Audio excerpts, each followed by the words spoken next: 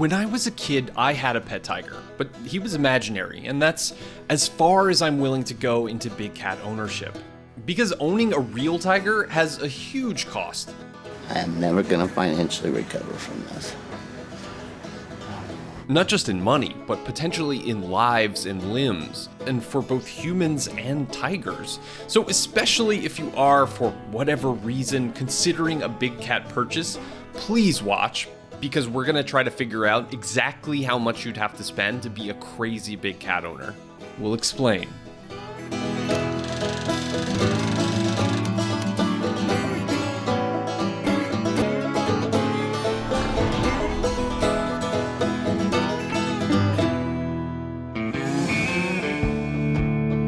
Maybe the biggest cost of owning a tiger is the one that the tiger pays. Because whether the owners have good or bad intentions, captivity is a lifelong burden on big cats.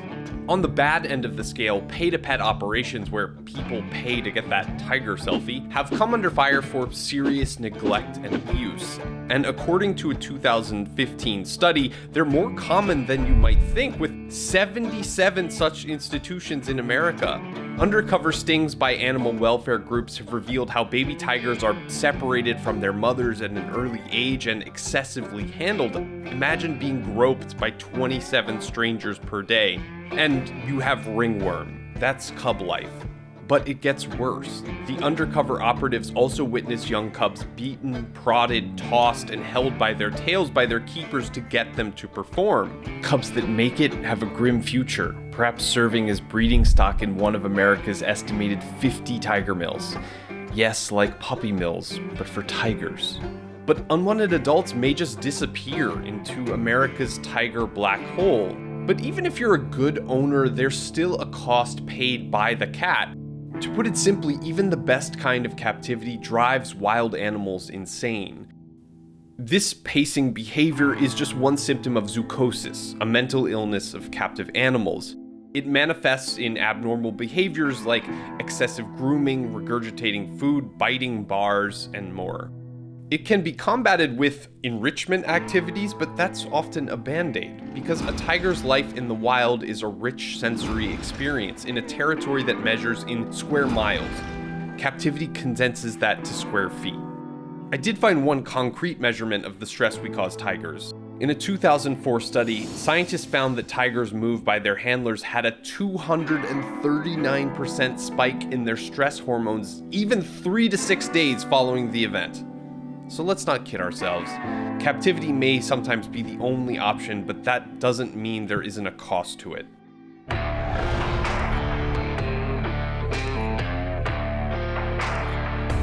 A tiger cub in the backyard of a home.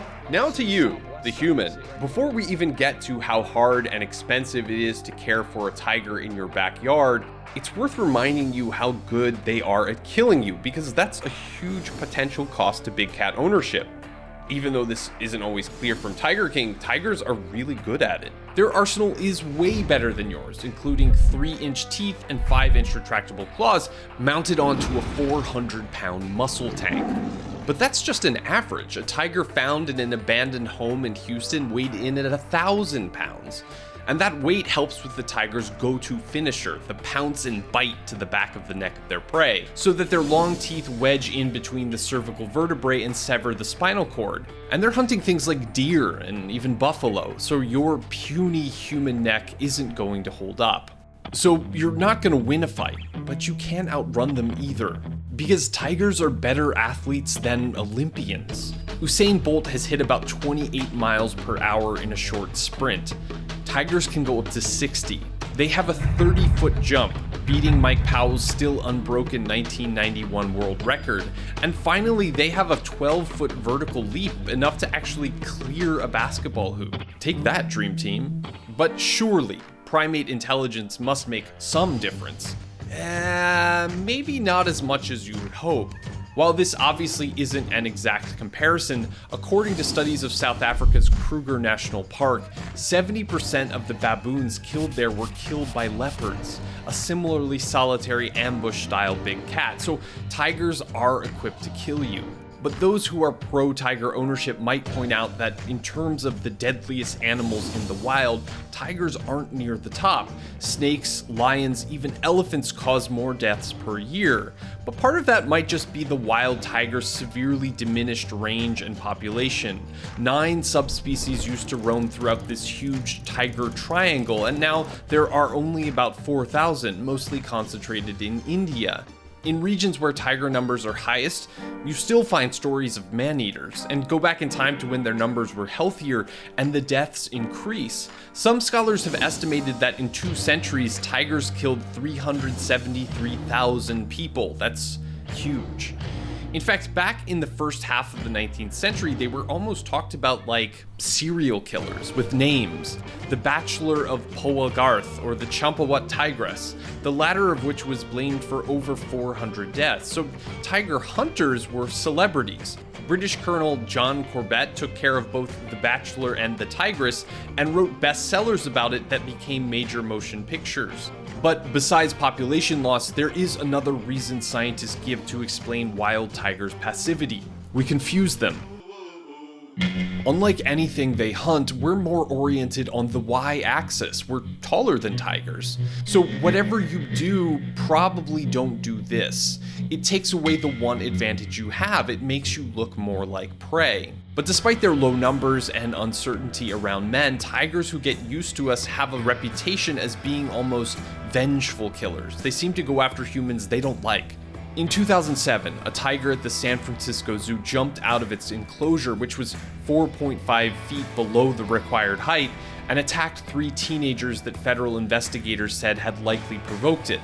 The tiger killed one, then followed a trail of blood to the others, ignoring potential food along the way. And in 1997, another tiger in Russia went after a poacher who shot it and stole its catch. It not only destroyed the poacher's cabin, anything with his scent, it also laid in wait up to 48 hours to eat him. It really does feel vindictive. So you can understand why the region's Udege people speak of the Amba, a tiger's dark side which comes out when they're wronged. These biological weapons attack even their keepers with surprising frequency, so do you ever really want to see their darker side? Make no mistake, a pet tiger might cost you something priceless and unquantifiable: your life. But maybe you're either brave or stupid enough to ignore that. Well, there's still plenty of concrete ways a tiger will cost you. The most obvious is the cost of the tiger itself, typically purchased as cute little cubs. Carol Baskin has written that they go for $7,500 and up. But I wanted to check, and boy, are there tons of websites that purport to sell tiger cubs. Some go as low as $2,000, others as high as $15,000, and that's just the start. Because at a minimum, cats require land, a home, containment, food, medical care, and licensing. Assuming you already have the land, and some states require 5 acres with a national average cost of $12,000 per acre, the enclosure is the largest upfront cost, but I didn't know how to size and build it.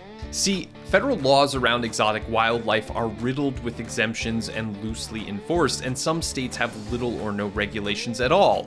So there's no standard rule I could find for how much space a tiger requires. The Animal Welfare Act, which gives licenses to zoos, vaguely tells you what a tiger enclosure needs to be. Sort of. And unfortunately, it turns out that experts really don't want to be on the record for a Tiger King story. This is my way of living, and nobody's gonna tell me any otherwise.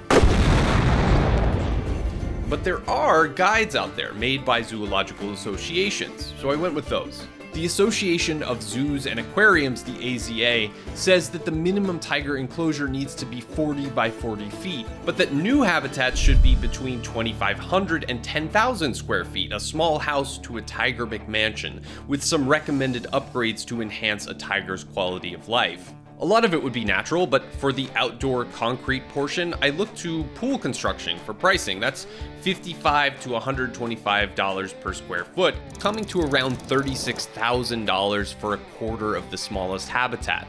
But state-of-the-art enclosures like LSU's tiger habitat for their mascot Mike can cost almost $1 million to build, and that's just one tiger. The enclosure needs to be enlarged by 50% with each new animal because despite this shot, tigers are typically solitary in the wild. But you've probably already noticed a problem. There's nothing to stop our tiger from leaving its enclosure. Bars, mesh, glass, even moats, all are acceptable to the AZA if big and thick enough, but you have to be exceedingly careful because they can still get out. Fencing needs to be 16 feet high with the top slanted inward to prevent climbing, and it needs to go 3 feet into the earth to stop digging. Trees can't be planted nearby, and moats with smooth, unclimbable walls, mind you, can never freeze over. Big Cat Rescue says that a tiger cage will run you $10,000, and that seems reasonable when a regular short chain link fence averages $3,000 for 150 linear feet. But there are recurring costs around the enclosure too, and not always ones you'd expect. You might not think about pest control, but decaying meat and big cat fecal matter draw pests in, and it's important to handle because tigers can get things like rabies. And aren't tigers dangerous enough without rabies? Cleaning and gardening are also important, if for no other reason than because big cat urine is corrosive, although weirdly it smells like buttered popcorn, and they're wired to spray it over everything to mark their territory. These add up. Online calculators put the upkeep costs at around $24K, assuming you want to pay someone else to do it. Then of course comes food, because a tiger's gonna eat something. In the wild, the hooved animals favored by tigers can weigh anywhere from 65 to 2,000 pounds, but the supply isn't constant. So some studies suggest wild tigers only eat, on average, 15 pounds of meat per day. Sedentary captive tigers eat even less, according to zookeepers, around 10 pounds, but that's still a lot. We'll show you. If you went retail, chuck steak is going for $7.39 per pound at Walmart right now. And although captive tigers often fast 2 days per week to mimic their wild cousin's irregular food supply, that still equals $19,000 per year per tiger. Believe it or not, there are actually legit commercial tiger feed vendors who enrich their foods with certain nutrients, as tigers are susceptible to deficiencies. But there's still a problem. Exclusive use of commercial food may inhibit a tiger acting like a tiger, as in the wild they seem to relish eating organs first and gnawing bones after.